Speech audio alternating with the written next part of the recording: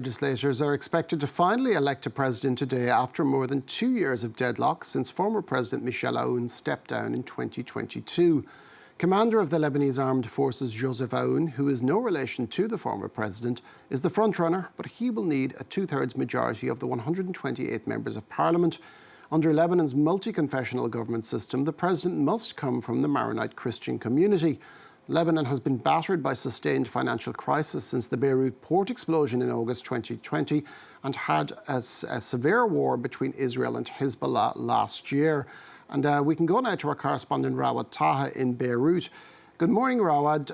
US President Joe, this particular meeting today, the Chamber of Deputies join. What is the likelihood of Michel or Joseph Aoun actually getting those two-thirds members to actually be elected president in the event of it happening? Indeed. So first, in particular, a president to be elected in Lebanon needs 65 votes, a simple majority.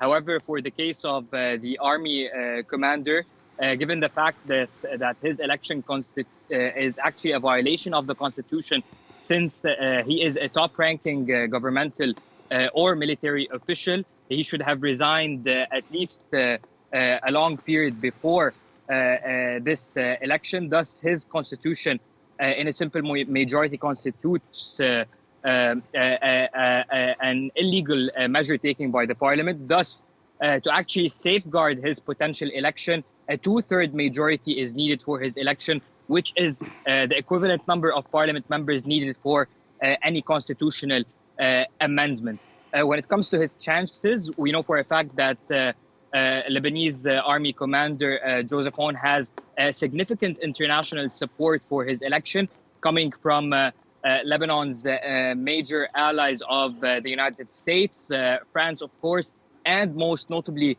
Saudi Arabia, whose foreign policy has made it a shift over the past week, showing more interest in Lebanon, unlike the past couple of years, and sending a Saudi envoy to the country twice over the past week to pressure for the election of the Lebanese Armed Forces commander, Joseph Aoun, as general.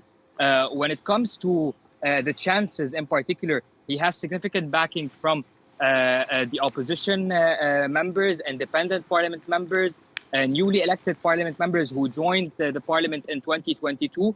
The only opposition he has is from Hezbollah, their ally Amal movement, and the Speaker of Parliament, Nabih Berri.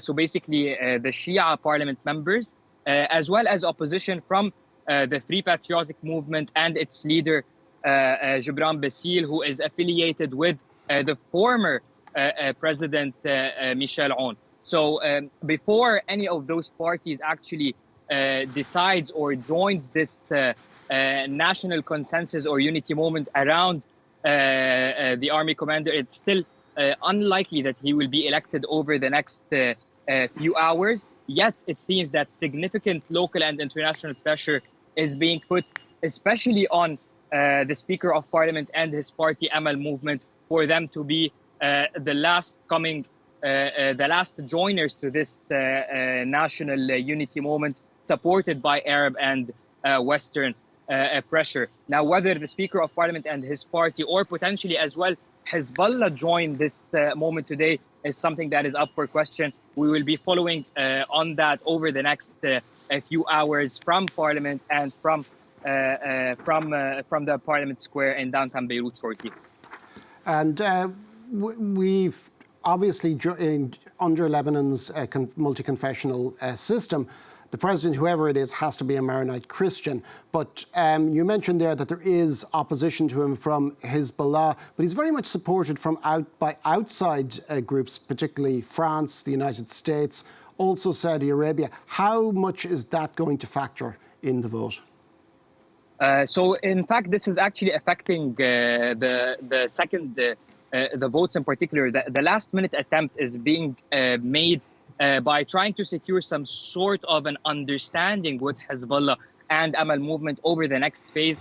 This is when it comes in particular to the formation of a government. Now, we know that the first task that the president of Lebanon, or the potential next president of Lebanon, Joseph Aoun, has to do is actually summon all the parliament members and the parliamentary blocs for consultations regarding the appointment of the next prime minister.